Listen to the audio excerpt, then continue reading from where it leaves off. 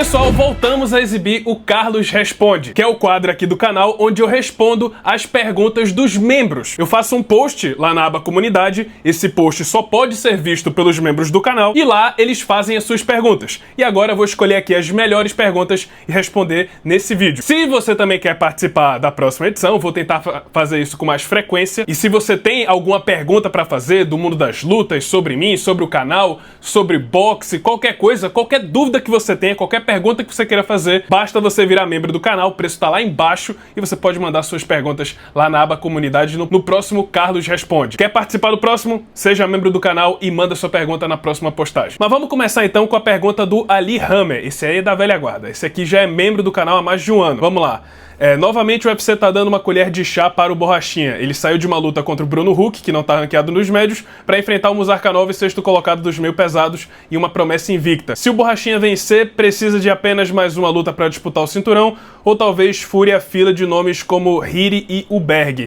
Carlos, você acha que sem o corte de peso absurdo, o Borrachinha pode entregar boas performances nos meio pesados? Quem sabe até sendo campeão, especialmente com a possível saída do Poatan da categoria? Essa pergunta aqui casa também com a pergunta do Paulo VT, que também é membro do canal há 2 anos, pra falar a verdade. Ele perguntou se o Borrachinha se sai bem nos meio pesados. E cara, primeiramente eu vi que você colocou aqui entre aspas, né, que é uma colher de chá, porque assim, entre aspas, colher de chá porque é uma luta cuja recompensa é bem maior, mas não deixa de ser uma luta extremamente difícil. Assim, a luta contra o Bruno Huck era um risco alto, só que era uma recompensa praticamente inexistente. O Borrachinha não ia ganhar nada se vencesse o Bruno Huck. Se perdesse, podia até sair do ranking. Então sim, de fato, de certa forma, o UFC deu uma colher de chá colocando o Borrachinha contra um top 6 de outra categoria. E pode ser que sim, ganhando do Muzarkanov e mais uma, ele pode ganhar o title shot na divisão dos meio pesados. Mas vamos lá então a outra parte da pergunta, que é em relação a sem o corte de peso, se o Borrachinha pode entregar boas performances nos meio pesados e até ser campeão. Assim, o corte de peso pode ficar mais fácil, sim, mas não há como negar que o Borrachinha também vai dar uma crescida. Ele vai aproveitar esse gap, né, essa margem que existe entre o peso médio e o meio pesado, que são 9 quilos de diferença, para dar uma encorpada. Então o corte de peso vai ficar mais fácil, mas não tão fácil assim, porque o Borrachinha também vai crescer. Em relação a ele nos meio pesados, a gente tem aqui alguns problemas físicos, porque sim, o Borrachinha é parrudão, forte, mas o frame dele, que tem 1,83, 1,85 de altura e só 1,83 de envergadura, pode acabar pesando para ele na divisão, que é conhecido por ter caras imensos. Essa primeira luta para ele foi muito boa, porque como eu falei no último vídeo, o Muzarkanov tem frame de peso médio, até de meio médio, então é uma boa forma do Borrachinha estrear nos meio pesados lutando contra alguém que tem porte de peso médio, mas se ele passar do russo, a gente vê que as coisas vão complicar bastante e que essa envergadura menor pode acabar fazendo a diferença para o adversário. Porque olha só, se ele passar do Muzarkanov, acima dele vai ter Jan Blachowicz, Khalil Rountree, Carlos Uberg, Hiri Prochazka e Magomed Ankalaev. Desses 5, eu diria que a melhor luta pro Borrachinha seria o Jan Blachowicz, pelo fato de que também a diferença de tamanho não é tão grande e o Blachowicz tá com mais de 40 anos de idade. Mas aí se a gente coloca ele contra um Khalil Rountree, contra um Carlos Uberg, que é maior do que o próprio Adesanya, Hiri Prochazka também, Magomed Ankalaev, aí eu já acho muito difícil. Eu acho que são lutas assim que o Borrachinha seria um franco azarão. Eu particularmente não acho que ele ganha nem do Khalil, nem do Uberg, nem do Prochazka e nem do Ankalaev. E mesmo considerando a saída do Poatan, se ele subir pro peso pesado e o Hiri Prochazka, por exemplo, ganhar do Uberg e se tornar o novo campeão, eu acho que o Prochazka ganha do Borrachinha. Agora, se a gente analisar abaixo do Muzarkanov, tem lutas boas ali pro Borrachinha, que dá pra ele performar bem. Por exemplo, eu acho que ele consegue ganhar do Jamal Hill, acho que ele consegue ganhar do Volkan Oezdemir, do Dominic Reyes. Seriam lutas complicadas, lutas difíceis, mas acho que ele tem chance sim de ganhar. Bogdan Guskov, o Rakit, que tá em má fase, o Johnny Walker, que não é conhecido por ter aquela resistência a golpes, o Nikita Krylov, que tá em má fase, o Zhang Miang, que ainda não se provou de fato. Então assim, abaixo do Muzarkanov, eu acho que tem boas chances do Borrachinha entregar boas performances. Isso, claro, se ele voltar a ser aquele Borrachinha de antigamente. Ele vai ter que pressionar, vai ter que andar pra frente justamente pra tirar aquela diferença de envergadura, que vai aparecer contra a grande maioria dos adversários. Já contra a Elite, eu acho que complica demais. Acho que ele é franco azarão contra a grande maioria dos tops da categoria dos meio pesados. Dito isso,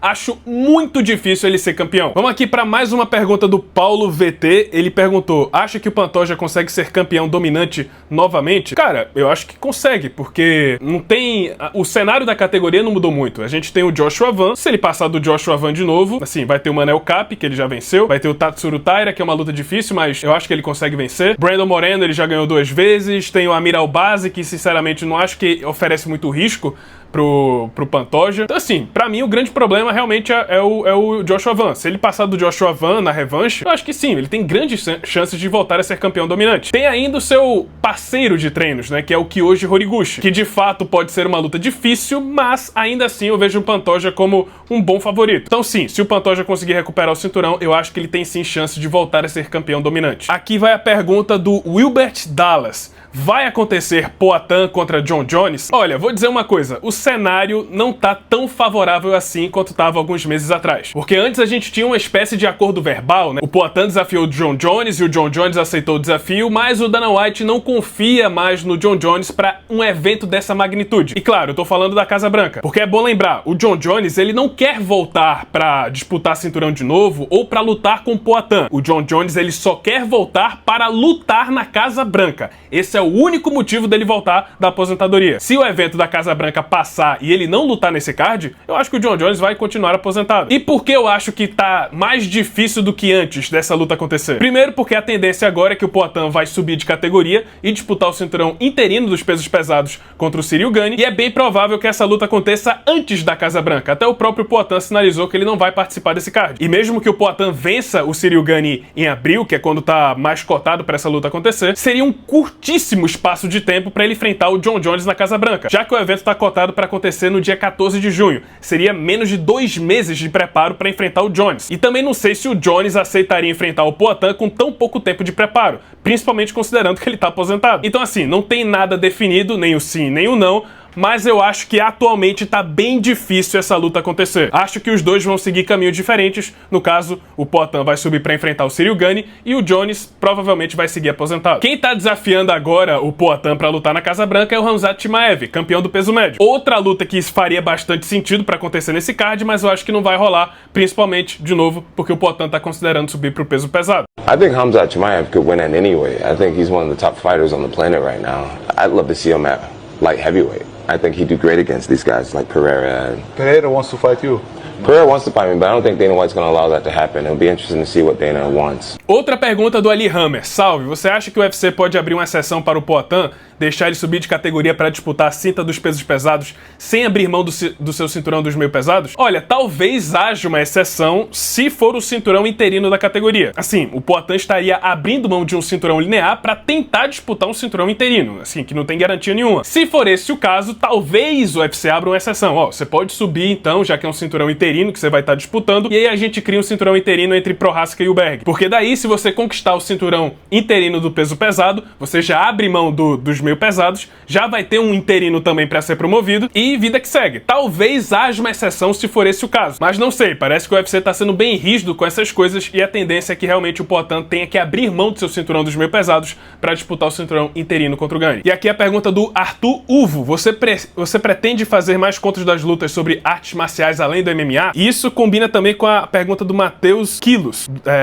Os dois são membros do canal há mais de um ano. Carlos, existe alguma chance de você fazer a história de Todo Duro contra Reginaldo Holyfield? Cara, sobre o conto das lutas, eu já faço, na verdade, contos das lutas sobre boxe, que vai além do MMA. Eu pretendo manter nesses dois, boxe e MMA, que são os dois esportes de combate mais relevantes no momento, né? E são aqueles que eu também tenho mais conhecimento. Mas pode ser que eu abra uma exceção, fale de uma luta de Muay Thai, de kickboxing, por exemplo, que tem muita coisa pra falar também. E sobre a rivalidade do Todo Duro contra o Reginaldo Holyfield, cara, com certeza um dia eu vou ter que fazer um vídeo sobre essa rivalidade. Até porque o Todo Duro é meu conterrâneo. Ele também aqui é daqui de Recife. Tem muita coisa pra falar sobre essa rivalidade. É provavelmente acho que a maior rivalidade da história do boxe brasileiro, mesmo que ele não tenha tanta relevância esportiva assim. Então, uma hora ou outra vai ganhar um vídeo no Lutas Históricas aqui no canal. Mas antes eu tenho outras lutas de boxe pra poder falar. Tem George Foreman contra Muhammad Ali, Ali contra Fraser, Mike Tyson contra Holyfield, Mike Tyson contra Lennox Lewis. Depois que eu falar dessas lutas, que eu quero dar uma preferência